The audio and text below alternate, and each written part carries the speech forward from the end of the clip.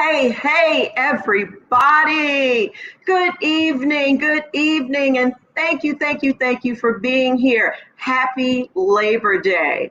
Happy Labor Day. I am just so happy to see you guys. How did everybody's day go? You can chime in the chat box if you want to say great, and I hope it went great for everyone.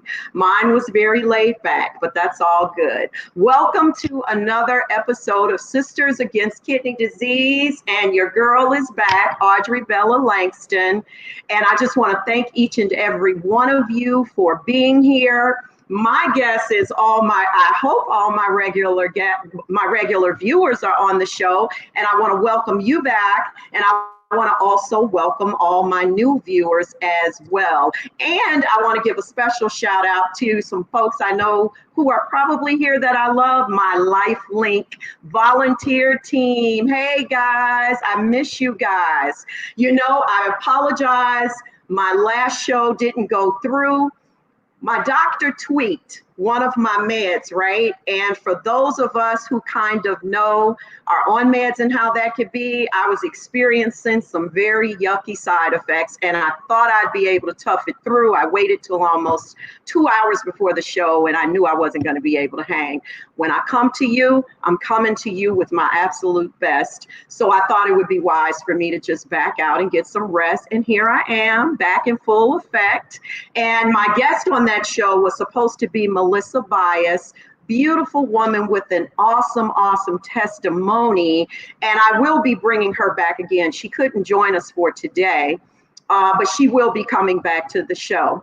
So I want to start a little bit by telling you what I decided to do because I couldn't get Melissa in. As I told you in the very beginning, I'm going to be doing some, different things with the show. We also do this, all of our shows. We want to educate and enlighten in other areas other than just our beautiful testimonies that we get from people who are already transplanted or who are still waiting. So I decided, I was praying about it, and I'm like, okay, what am I going to do? Who am I going to ask? And the good Lord popped in my mind, Lifelink, right? Lifelink is an organization that I also volunteer with. Lifelink is with regard to deceased donation. And there are so very many myths and misconceptions out there about it. I really am passionate about this. And this is not I know many are against deceased donation as well. However, I really want to ask you guys to keep an open mind and just hear the facts, because knowledge is power.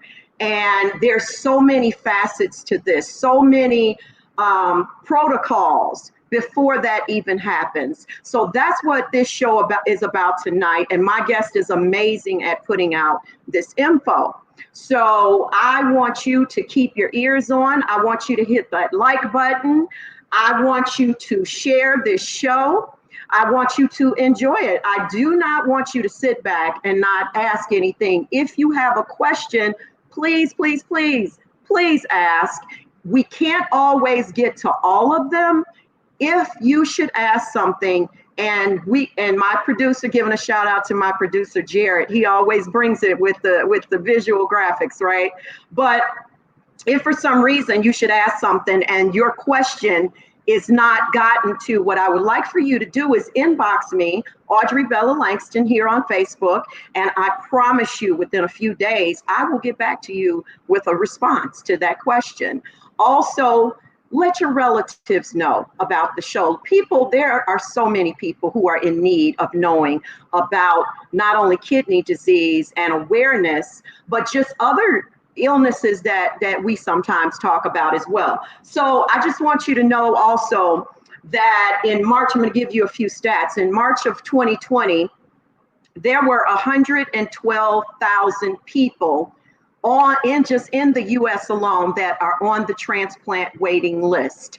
Almost 2,000 of them are children under 18 years old. That's right, we got babies out here suffering from kidney disease, as well as other illnesses as well, heart problems. They need hearts, livers, lungs. 60% of them are minorities. The biggest number of people that are waiting on kidneys are African Americans, Hispanics, and Latinas. I mean, we are at like about 70%, guys. Come on, there's something not right with that picture.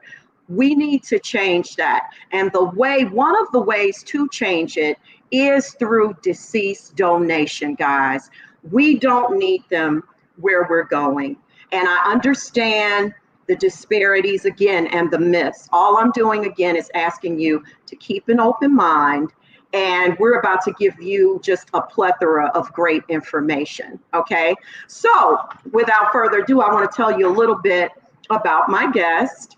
Her name is Ashley Moore, and Ashley is the manager of the Public Affairs Department for the Lifelink Foundation. Ashley was actually the person that I sat down and interviewed with when I wanted to join up with Lifelink. She resides here in Tampa, Florida, and she serves as the chair on the Donate Life Florida Board of Directors. She graduated from USF. I know the Florida people like woo woo, with a BS in advertising. She has 14 years of marketing and social media experience. That's some great experience, with 12 of those years being in the field of organ donation. She specializes in public education, program design, volunteer management, social media management, and content creation.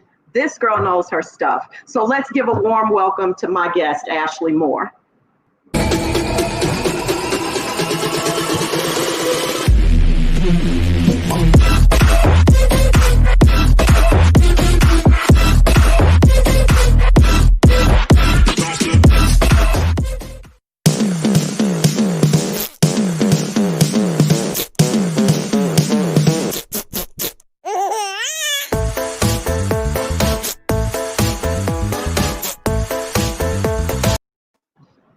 Ashley, hey, how are you? I'm great. Thank you so much for that warm introduction. Yeah, girl, that's how we do it here. We love our guests, and we just want to show you that love because we appreciate you taking time out of your day to come and share with others. So thank you for being here. I hope you had a good Labor Day.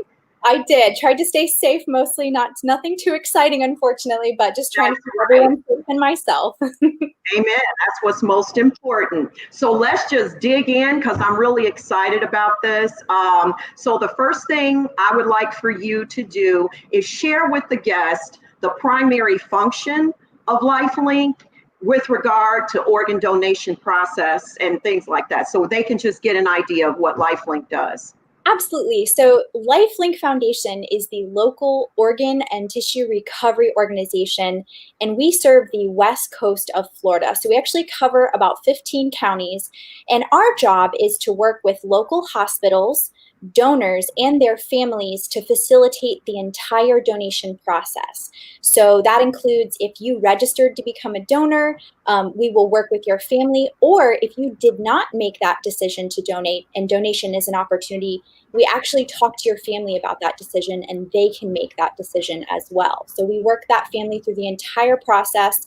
We recover organs, and then we work with local transplant centers as well as transplant centers across the country to make sure that we get those organs where they need to go, which is for those patients who are desperately waiting for a life-saving transplant.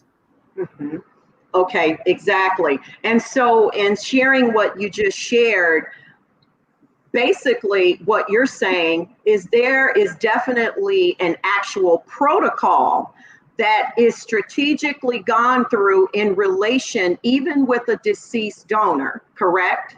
Correct. I think there's a lot of misunderstanding about how donation actually works. And one of the interesting things that I found out when I started working for Lifelink is that organ donation, while, statistically 90% of people say they support donation, only 50% are actually registered donors, like have actually signed up on a state or national registry. So one of the things that I also think is interesting is that even though we have in the state of Florida, we have about 11.2 million people that are registered. And it sounds like a lot. That sounds really good. It's about 50% of our adult population in Florida.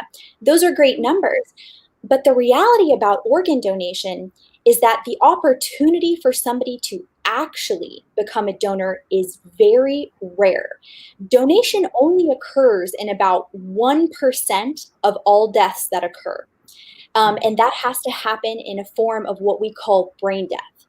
So you have to pass away from brain death. You have to pass away in a specific location, which means you have to pass away in a hospital setting, on a ventilator, and from brain death. And the reality is most of us are not going to pass away that way. And that's that very slim area where we have the opportunity to donate after we pass away. So it's actually rare to become a donor. It's a very unique thing. Definitely. And so let me ask you this also. Can a family member intercept the donation of their loved one who happens to actually be a registered donor? That's a on their driver's license. Yeah, so if you've registered and you're of age, which means you're 18 years or older, and you've signed up on the state registry or the national registry, what Lifelink does and what other organ recovery organizations do is we will actually check that registry to see if you have signed up.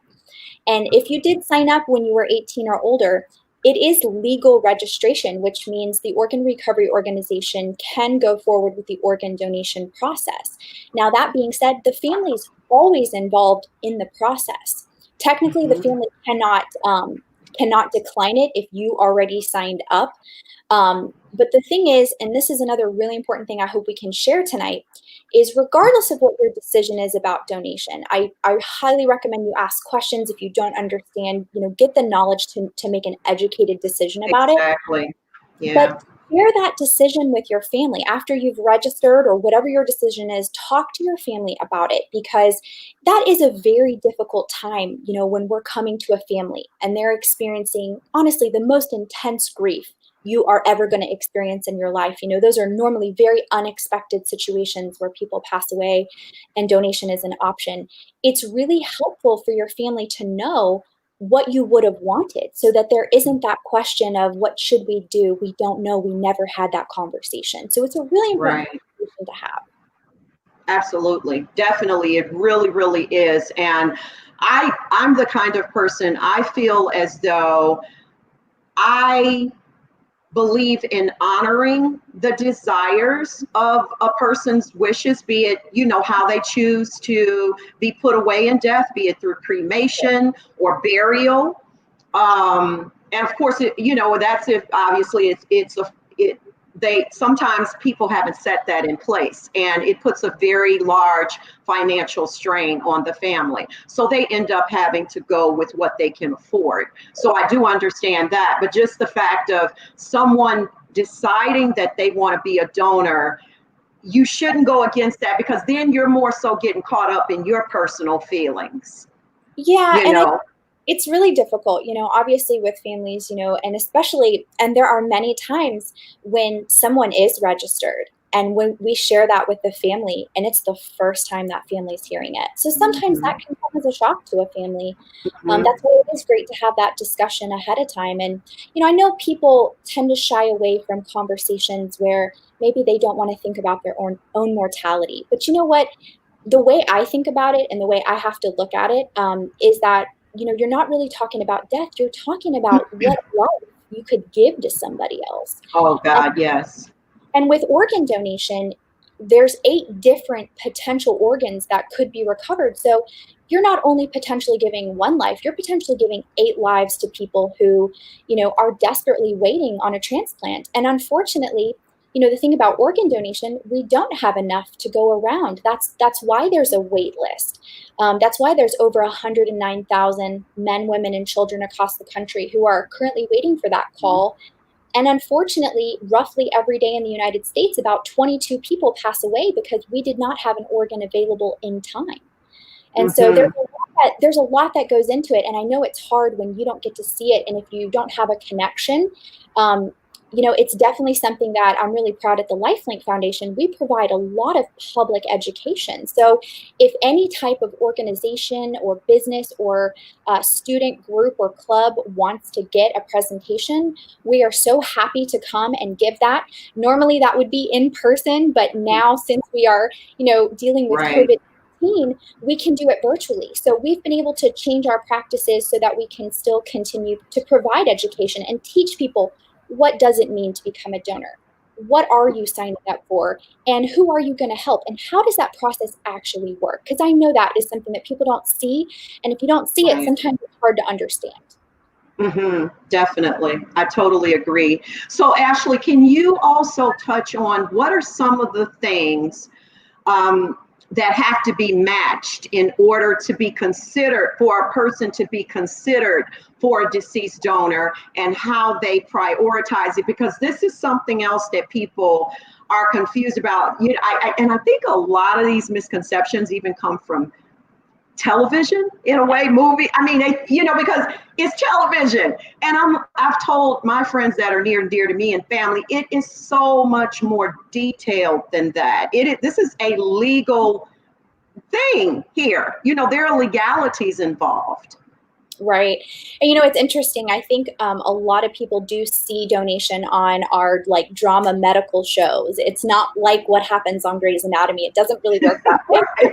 Right. Thank you. Thank you for recalling the show. I see so many. Yeah, Grey's Anatomy is perfect. And the truth about how donation works is, so if you do sign up on the registry, if you are to pass away, again, very specifically in a hospital setting, you're on a ventilator and you die by brain death. And brain death just means that you've had damage to the brain where oxygen has stopped flowing. It's cut off and the brain dies. And when the brain dies on that ventilator, what happens is you've passed away. You do not recover once somebody has actually progressed to brain death. And when that happens, it's really artificial support. So you've got that ventilator machine continuing to go, and it's keeping those other organs viable. And it's really at that critical point where donation can actually be considered. So what happens is, in that hospital setting, whoever's attending that patient, either a nurse or a doctor, normally it's the nurse, they will actually call the local organ recovery organization. So for us in the Tampa Bay area, that is the Lifelink Foundation. Yeah. And so we take that call and we ask a couple of questions about that potential donor, just to make sure, again, that we're looking at a potential donor that might actually be able to donate. So we ask a couple of questions. We also check the Donate Life Florida registry and also the national registry. And we check to see, did this person make this decision already? Because that's important information for when we do talk to the family. And then that's the next part. We send one of our coordinators to the hospital where that patient is, and they will check the medical chart to see, again, is this going to be a candidate for donation? Is this person going to qualify? And then at that point, we have a conversation with the family. And we will either share if that loved one had made the decision already, and we will actually show them the registration of when they did it. And if they didn't, the discussion is really more of a question. Do you want your loved one to become a donor? And we will, again, work that family through the process. And it really, that's just the beginning phase. Once we actually get consent from the family or acknowledgement from the family that their loved one had registered, we then start doing a whole bunch of stuff. We have to run a lot of tests because one of our roles as the recovery organization, we have to make sure that those organs are going to be safe for transplant. So we run a ton of infectious disease testing. We check out each organ to see which one's going to be viable to transplant, because not all of them might be viable.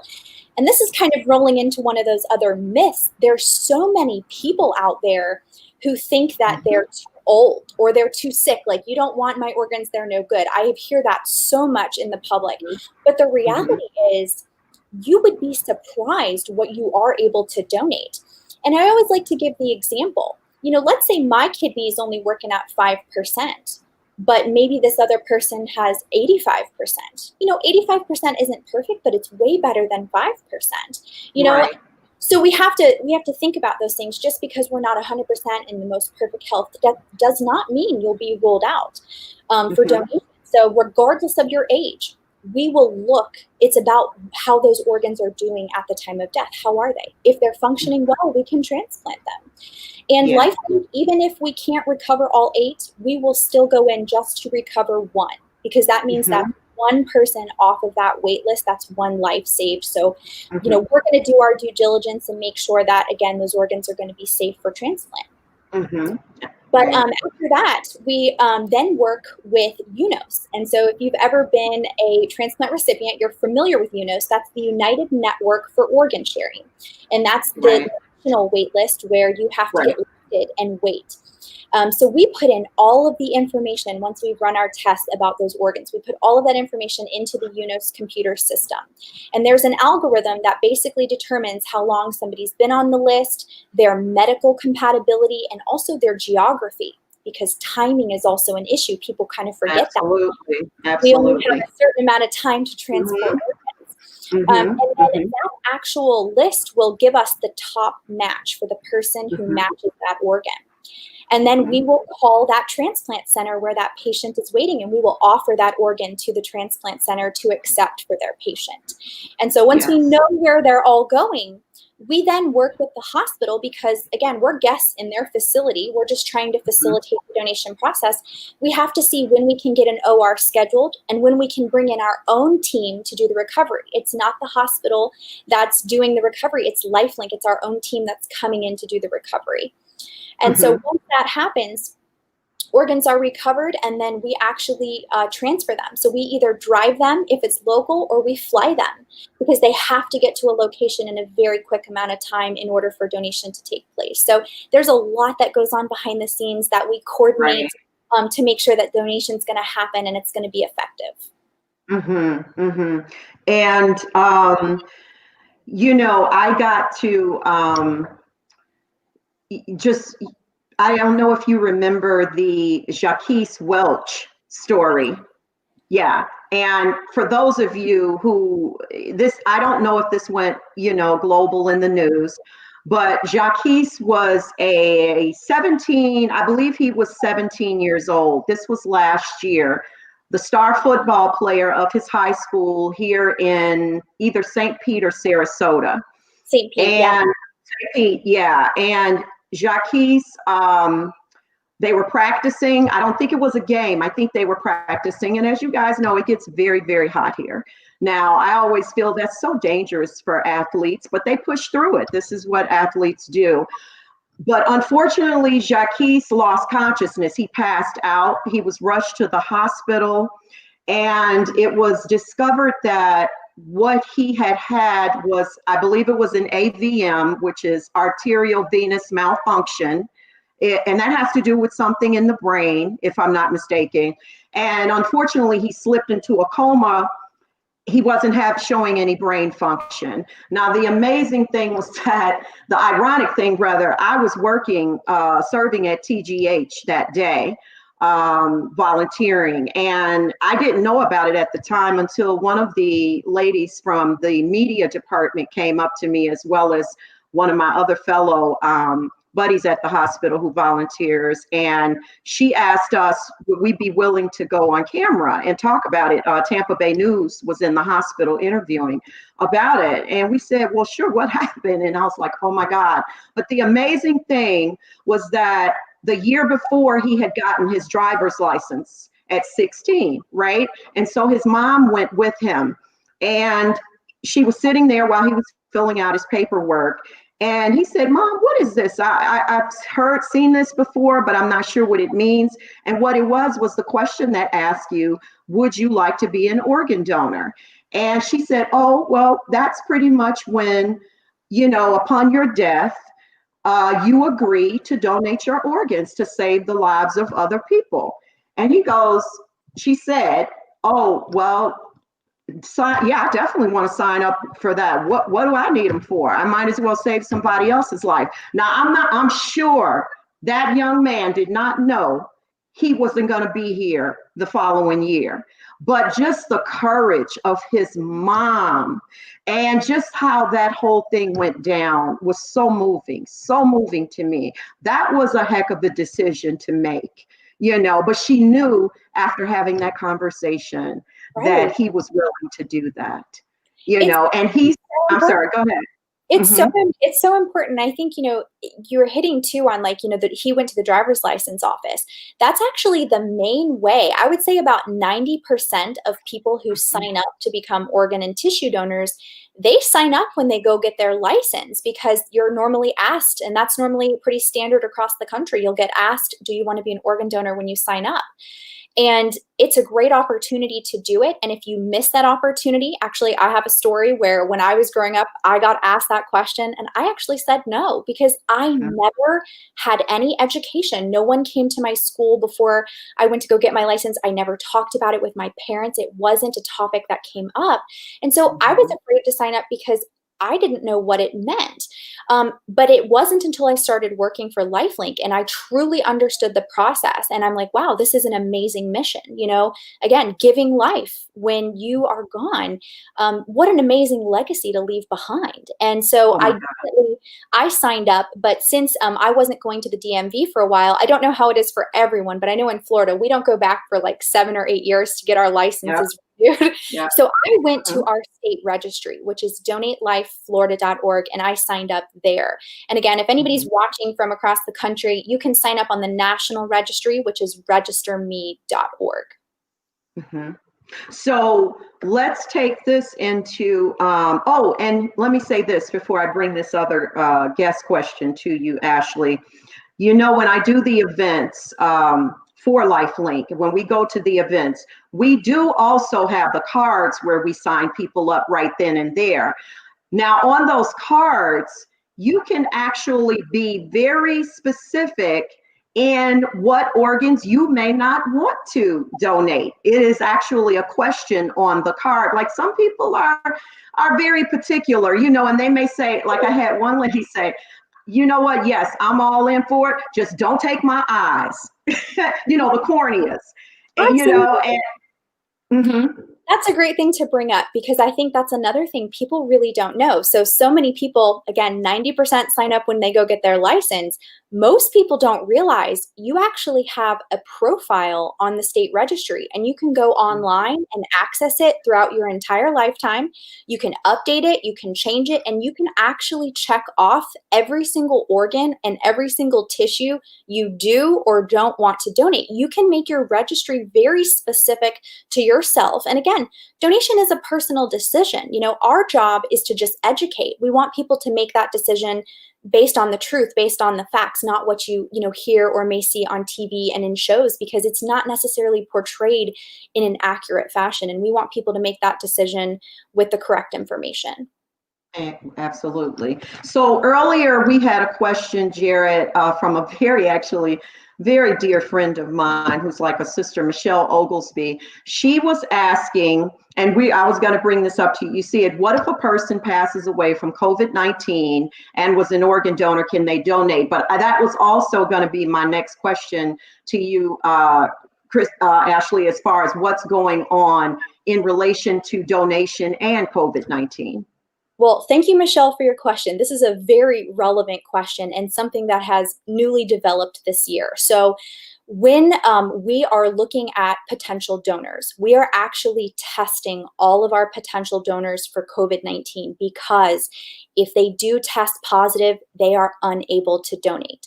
And remember, this goes back to we have to make sure that we're recovering safe organs for transplant. We do not want to harm the recipient. We're trying to help. And there's still so much we don't know about COVID-19. So we have to rule out patients who are actively passing away from COVID-19 and they're positive. Now, I want to be clear because I don't want to confuse anyone.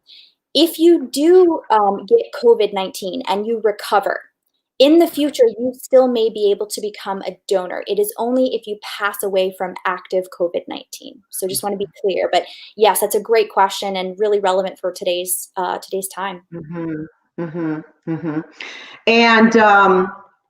if Tiffany, I know it's good to know. Are there any costs to the family in relation to their loved one being, a organ donor?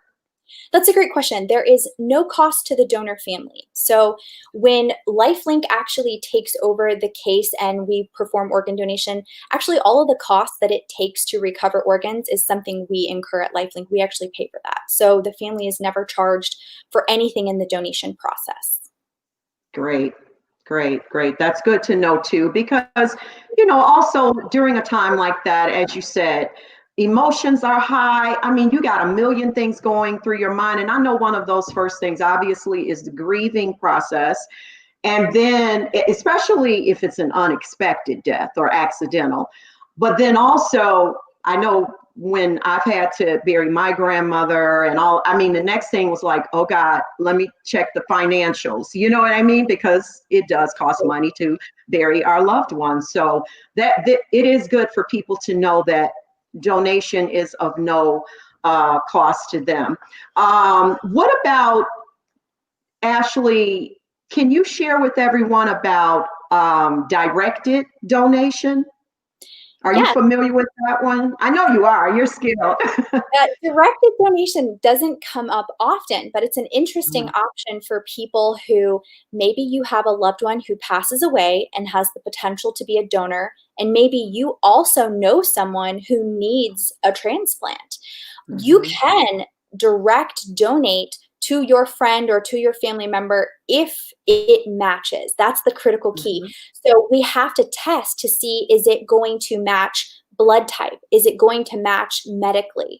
And there's a lot of things that people don't know that we look at when we match organ to recipient. So we look at the size. The size matters. We look at the blood type. That matters. It has to be compatible. We also look again at the geography.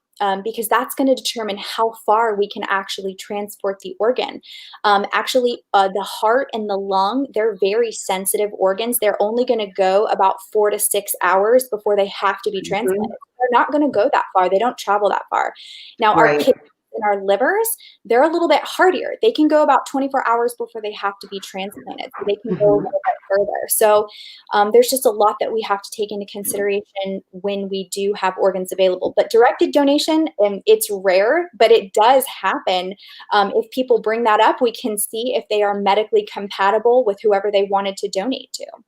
And we're gonna get to Debbie's. Hey, Debbie, our Debbie is with us at Lifelink as well. We'll get to her question in just a minute. But what I was gonna say is the reason I thought about that was because I was talking to a friend a few days ago, and they told me that one of their friends got a call. Her brother was dying. It was definite. He wasn't gonna live. One of his other dear friends has been on dialysis and in need of a kidney for years. And she called him to ask, if he would be interested in trying to get one of his kidneys, which is just amazing. I don't know if that went through because he was telling me that there were a few little issues with that person. Because again, that's what it's about too. That person has to be checked front, back, left, right. It doesn't mean they'll always be a viable candidate to be a donor.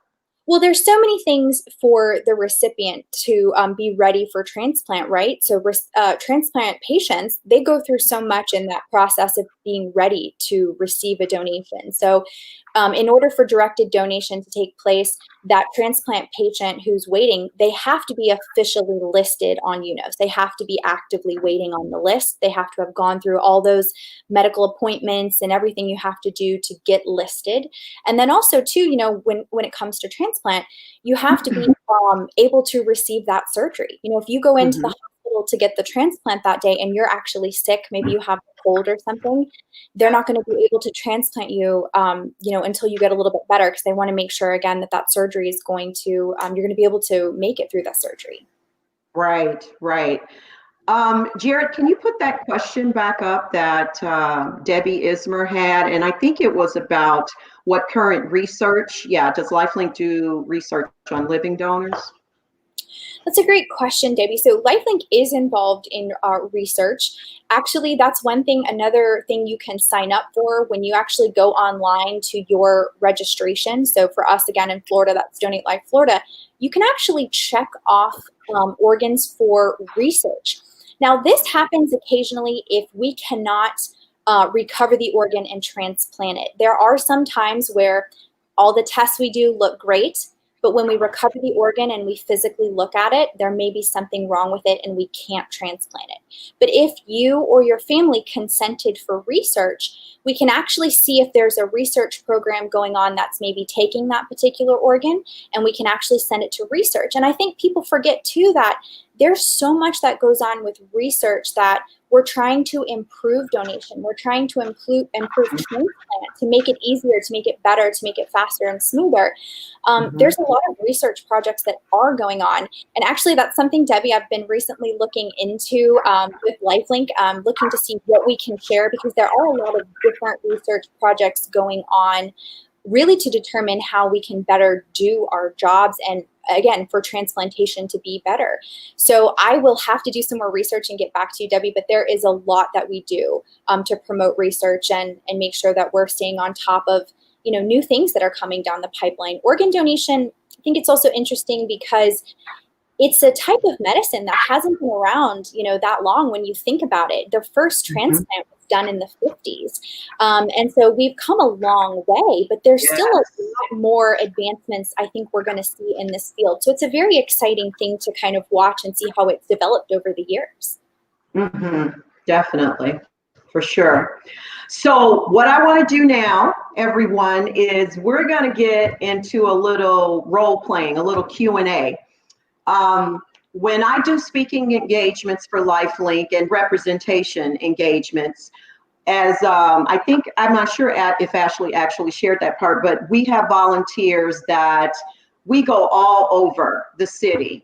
There's businesses that have health fairs, there's private organizations, park districts, events, and they will want representatives from Lifelink there to get people signed up for organ donations. Churches, my church has had Lifelink there before, which is how I met Evie. Shout out to Evie. That's how we met at my church. And it's great. And so there's not many many myths that I have not heard. So, and I'm sure my other fellow volunteers would agree with that. So I thought it would kind of be cool. I want to share some of those with you guys. And Ashley, if you would be instead the organizer, and I'm going to be the potential donor, I'm going to throw some of those at you. Okay. Now, one of them you already answered, which was no one's gonna want my organs because I'm too old. We get a lot of our senior citizens saying that, so many. And I go, no, ma'am, that's not true. Let me kind of explain that to you. And either they're gonna take the time to listen, or they may not really want to, and it's okay. But also, no one's gonna want my organs because I have a medical history, Ashley. That's right. So I would say there's actually two things. So when I talk to folks that are in our older communities, and we do have a lot in our service area in Florida, I do tell them, one of our oldest donors was actually 92 years old, and he was able to donate his liver. So wow. You have to, don't rule yourself out. Let a medical professional decide if your organs are going to be safe for transplant. Another thing I like to tell people is that, again, transplantation is improving all the time. And the things that we couldn't do years ago, we can actually do today. And to answer your question about, other health conditions, there's actually nothing that stops you from registering to become a donor. Anyone can register. You can sign up again at donatelifeflorida.org if you're in our state, or if you're in another state, you can go to the national registry, which is registerme.org, and you can sign up. There's nothing that prevents you. Ultimately, at the end of the day, when you pass away, the organ recovery organization is going to assess to see, are those organs going to be safe and viable for transplantation? So that's not something you have to worry about.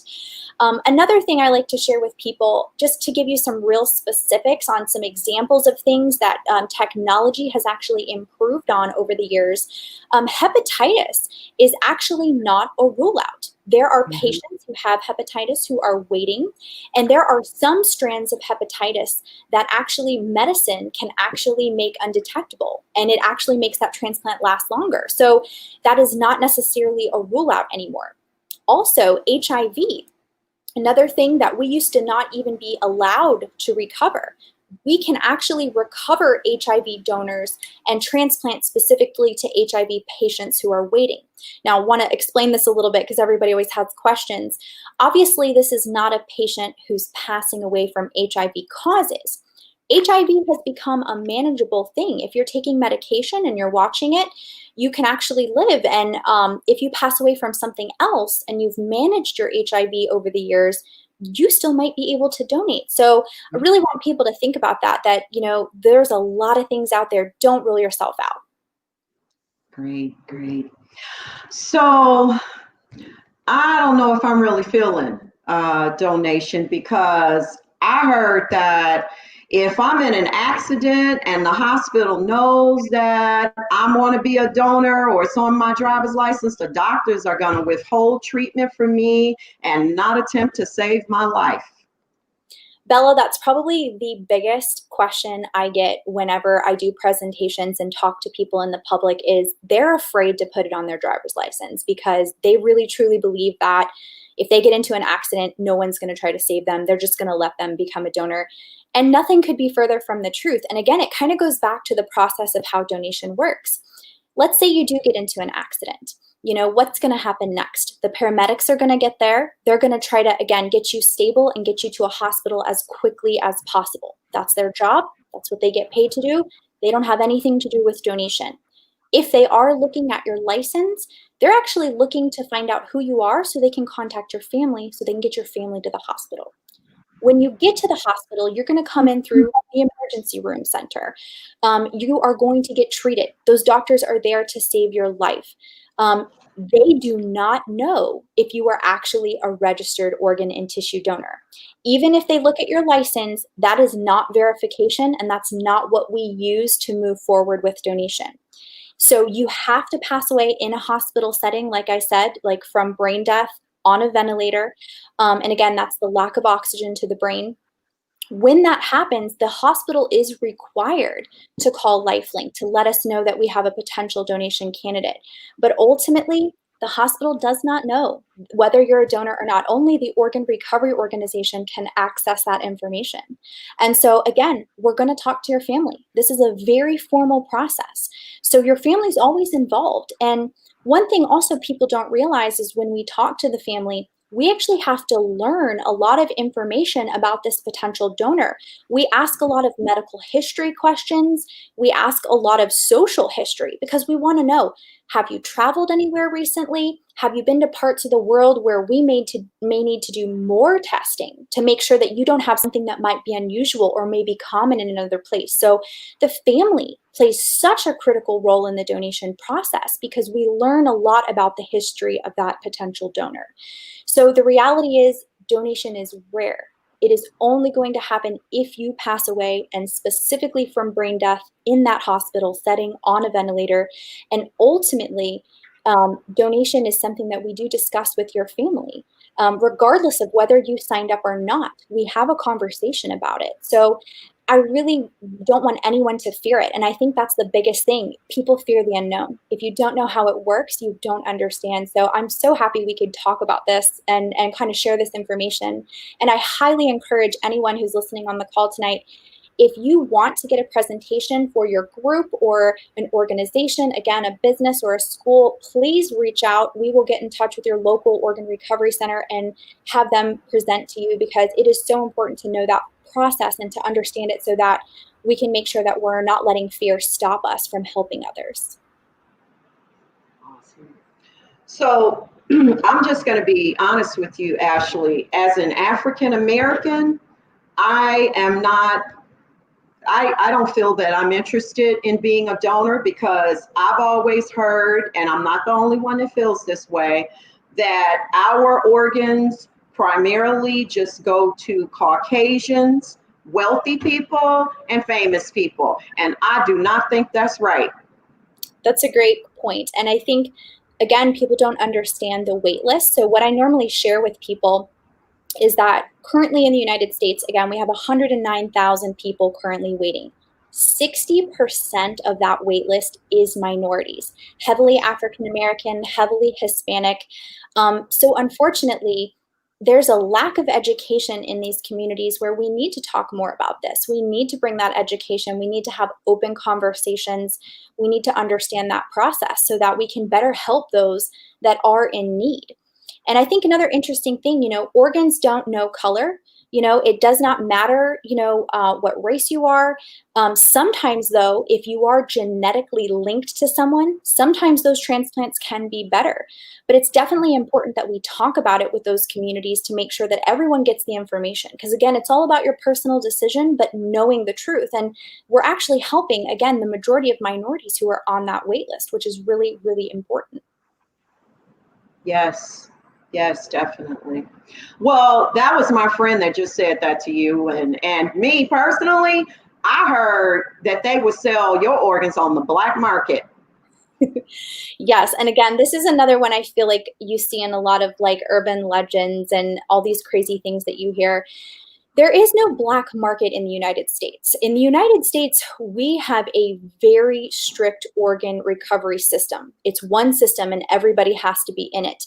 And again, the wait list, it's run by UNOS, the United Network for Organ Sharing, and you're actually a blind number in the system. They don't even use your exact name when we're matching organs. You're a blind number. So even if you are rich and famous, nobody actually knows that's who you are. Again, those organs are matched solely by the genetics and solely by the medical and geographical factors. It has nothing to do with your name or who you are or where you're from. It always has to do with, again, those medical factors and geographical factors. So you're kind of a blind number in that system. So there is no way that anybody can do anything outside of the system in the United States. There's heavy penalties, there's heavy fines if anybody ever does something that's inappropriate. It's highly illegal to sell or buy organs in the United States. Well, for me personally, the reason I don't want to be a donor is because my religion will not support organ, eye, and tissue donation. Unfortunately, we hear this a lot. And what we've done, we've actually done a lot of research on faith groups. And I would say the majority of Western religions actually either outright support donation or they leave it up to the individual to decide.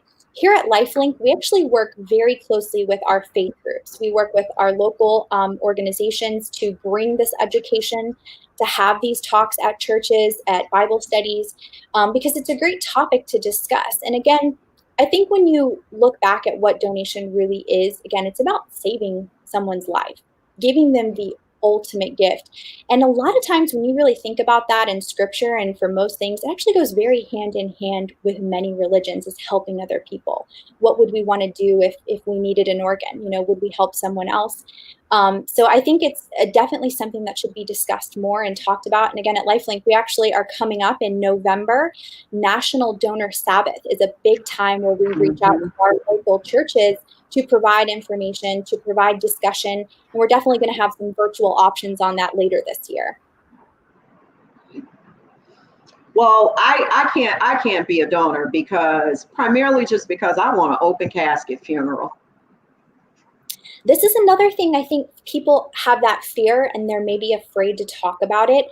Organ and tissue donation, both of them, it actually does not prevent an open casket funeral. You can have one whether you're an organ donor or whether you're a tissue donor. When we do recover, we are not going to be removing anything that we can't reconstruct. So what happens is when we recover organs, when we recover tissue, we actually put prosthetics back in and we sew back up, and you would not even know that that person was a donor. There's nothing that's going to be visible in an open casket setting. You actually will not know. unless your family shares that you were a donor. And hopefully they do, because again, it's a wonderful thing to be able to do for someone. And many families truly, when they have lost control and there is nothing else they can do for their loved one, donation often provides hope that, their loved one did not die in vain, and that their loved one is going to help others live on and have that legacy. So we do talk to people about that there. And that is one thing. I think the research that we've actually seen that's come out, that's actually one of the bigger factors now. People are very worried about body integrity. They don't want their loved one touched. But the reality is, again, if we really want to talk about the truth, whenever somebody's being prepared in a funeral setting, there is alteration of the body, but there is not disfigurement. And I think we need to talk about that, because that is a reality. So donation, again, it is not going to disfigure the body.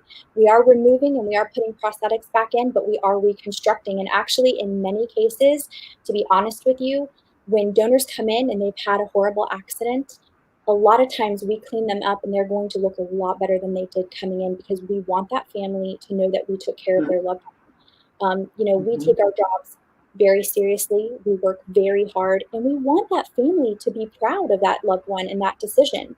And we know that in many cases, an open casket funeral is going to be wanted. So no matter what your funeral plans are, we actually make sure that that loved one can be in an open casket funeral every time. Wow. Yeah.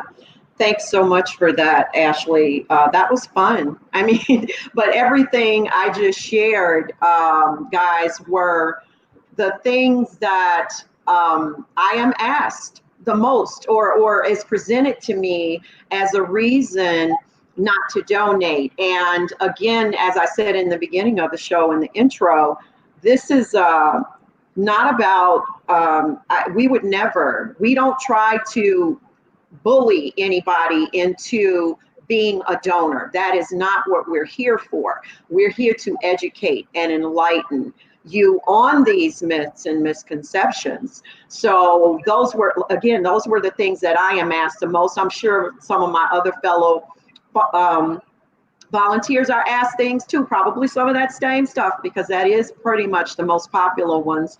But no question is a dumb question. And one thing about us is that if we don't have the answer, most of us are very versed and skilled in these answers.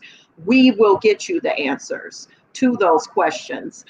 I ask you again, if you have any questions of Ashley, and she's just been so great at really going above and beyond to explain these things, to please throw them in. Anybody's who didn't come through, maybe Jared or whatever, come on through with it. Oh, okay. I know as a volunteer for Lifelink, we were able to tour the facility, which was unbelievably helpful. I agree, Melissa. When I toured the tissue facility, oh gosh, that was amazing.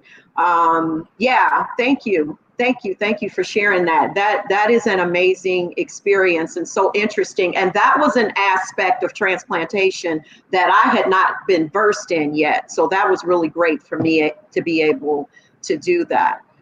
Okay, Bubba's doing his. Yeah, we haven't talked about tissue donation a lot, because we do focus a lot on organ donation. We do, Melissa was asking, could we open it up for the public to come and see the facility? And I'm sure we can in the future have organized presentations for the public to come in and maybe get a tour, because we do love showing, everybody the process. I will say right now with COVID-19, it's going to take a long time for us to open back up, because we have a lot of security protocols in place. I'm not even working in the office right now. I'm actually working from home.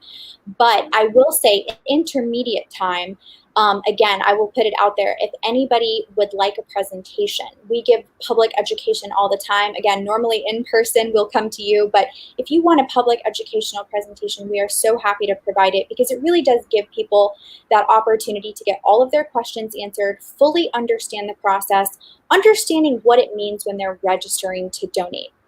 And so kind of going back to tissue, I think that will be important to talk about too. I think people don't realize what life-enhancing impacts tissue can actually be. And when we're talking tissue, we're talking skin, bone, tendons, ligaments, the cornea. The cornea is actually can restore someone's vision. And the cornea, a lot of people, I get a lot of questions. It's just the outer layer of your eye. It's actually thinner than a contact lens, and it's clear.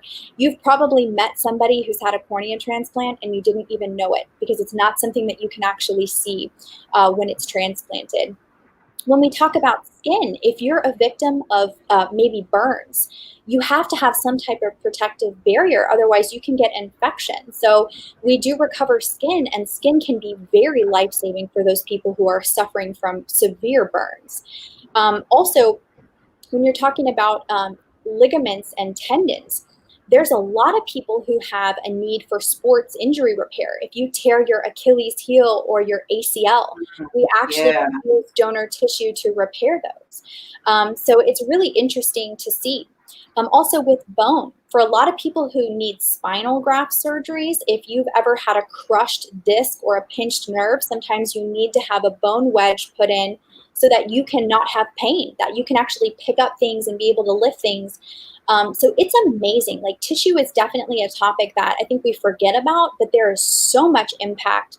And we roughly say one donor has the potential to impact the lives of 75 people through tissue. And that's just on average. Yeah.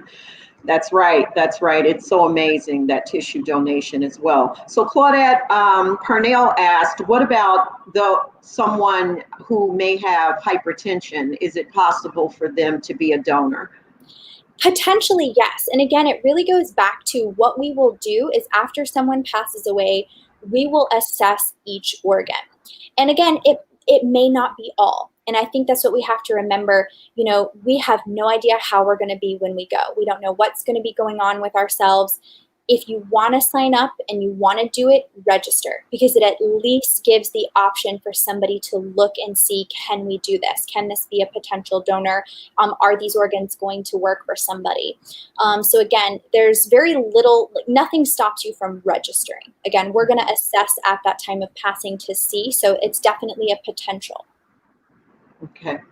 And so I think we're coming up to our closing here, Ashley, but I would like for you to share in this last part.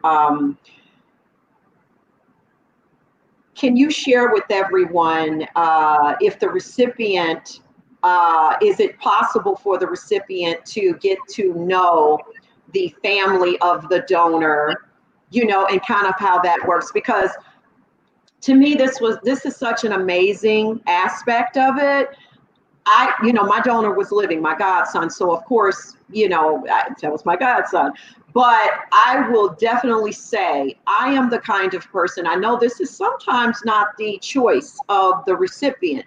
I don't know why that is, but again, everybody, that's your decision. But I would have wanted to know who my organ came from so that I could write that or reach out to that family.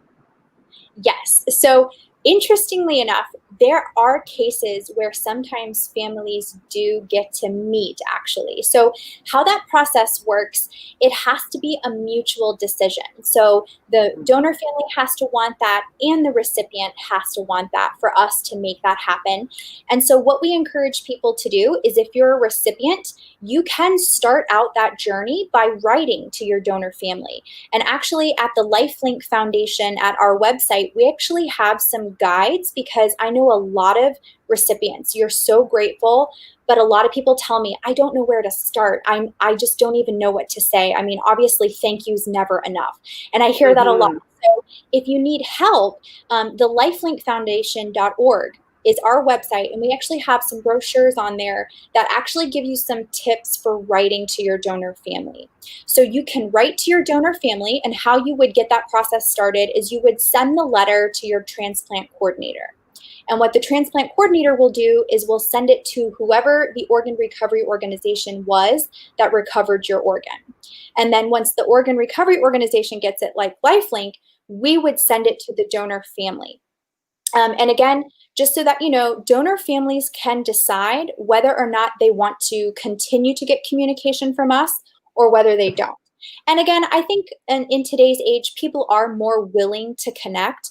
But there are some cases, I don't want to give anybody false hope, there are some cases where a family, they donate and they really can't they don't want communication. And it's just because they can't handle it. They're grieving. And sometimes that grieving process lasts a long time. But I will tell you what I've seen over the years. Sometimes donor families will come back to us like 10 years later and be like, I didn't really want communication at the time, but I would like to try to reach out. And so what we do is if somebody does send us letters and the donor family is not receiving communication, we actually hold those for life. And if that family does ever come back and they want that information, we do give it to them. But I will say I have gotten to see a couple of donor family and recipient meetings, and it is really, it is such a beautiful experience because it truly is, I think, a healing process for the donor family to see who actually received their loved one's organs. In some cases, if it's the heart, they can listen to the heartbeat through a stethoscope. And it really, I think, ties that whole circle of life together. That my loved one is still here with me, even though they're gone, they're here with someone else and they're helping someone keep going. And it's really a really healing experience for both the recipient and the donor family. But again, that is a personal decision. So if you would like to do that, if you're a donor family watching, we also have brochures for you to start that discussion, because you don't have to wait for your recipient to reach out. You can also write to your recipients. Your organ recovery organization can help you with that. But we have tips and tricks on the website if you want to start that process. Okay, great. There was a question from a gentleman earlier. Hopefully he's still watching. I didn't catch his name, but he said something to the nature of how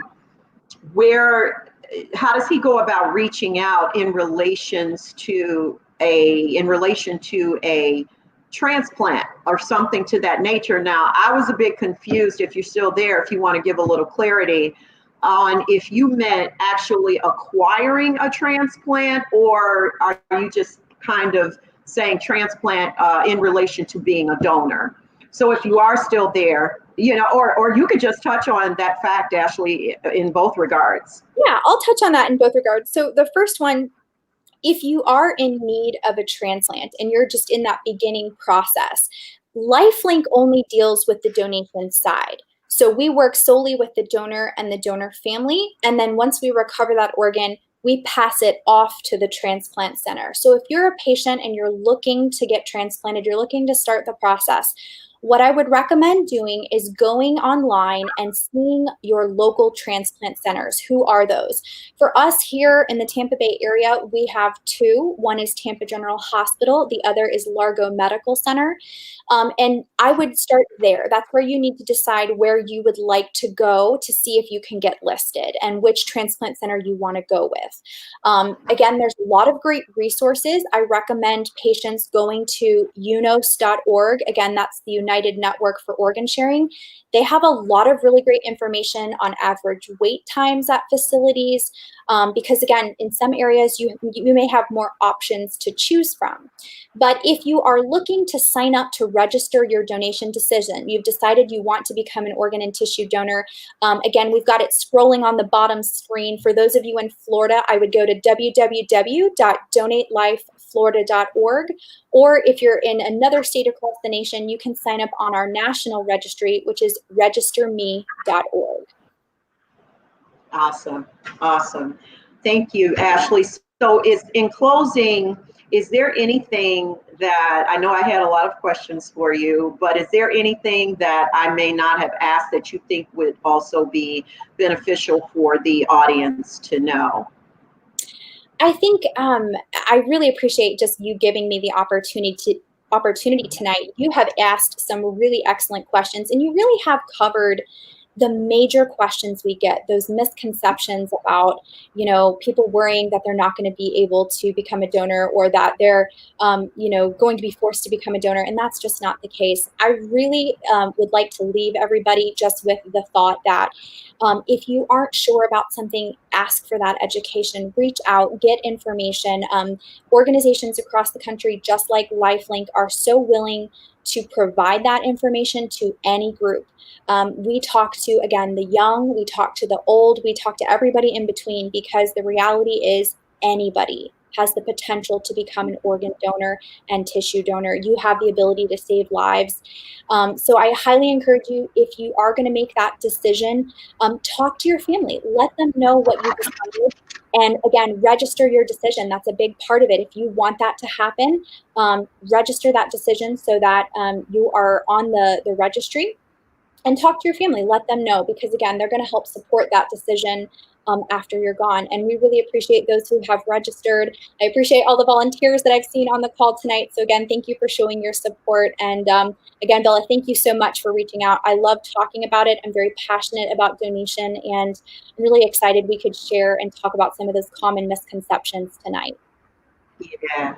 Thank you, Ashley. Thank you so much. And again, like I said, everyone, you know, we just are out here to just enlighten you, and we, you know, just want you to have good information, because that's really important. And then also, we all know that you can still jump on, like she said, Lifelink and even other websites, Unos, and you know, you can find out so much on the internet now. So thanks a lot, Ashley, for taking the time to get on here with us on Labor Day and to share everything. And I'll see you in the next meeting. Sounds good. Have a great night. Thank you. Thank you. Bye. Bye.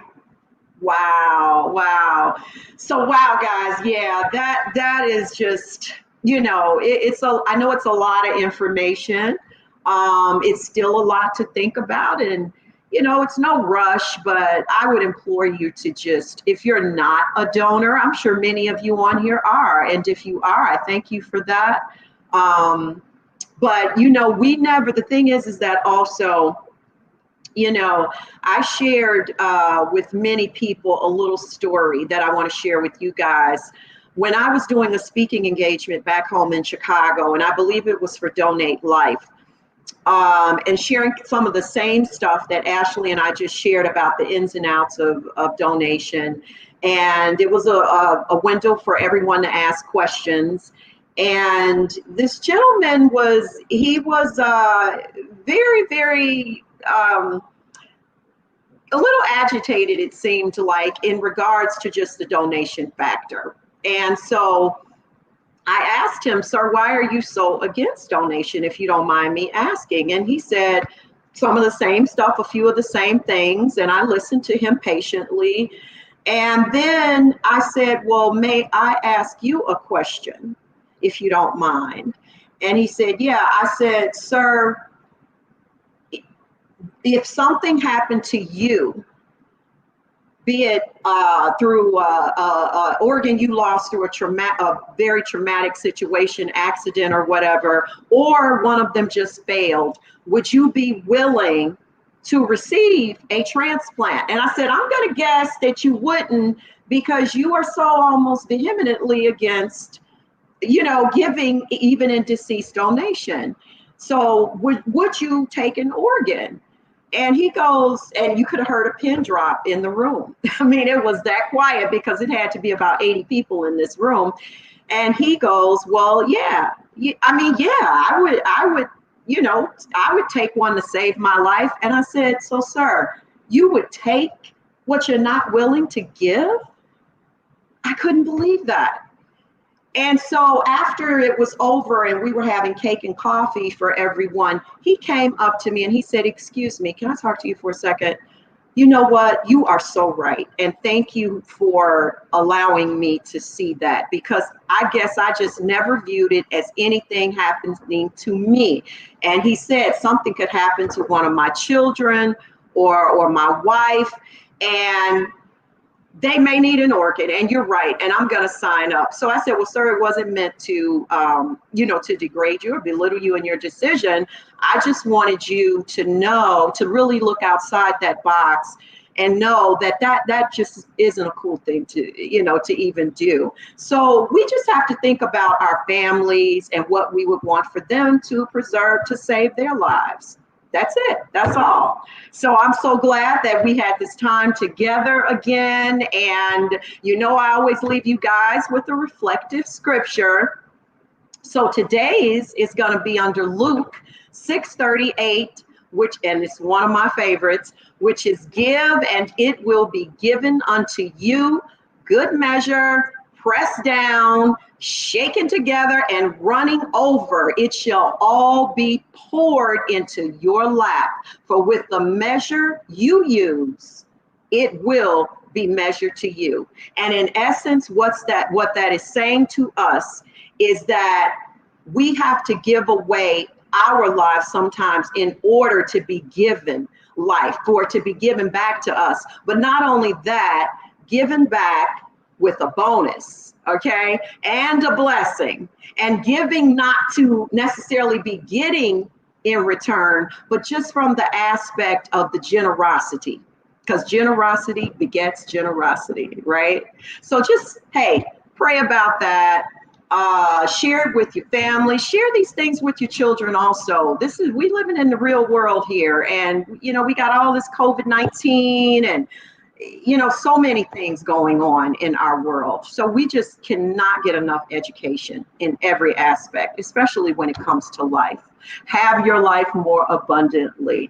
I love you guys. God loves you, and it's nothing you can do about it. And I will see you at our next show. Thanks so much, everybody. Have a blessed night. Bye.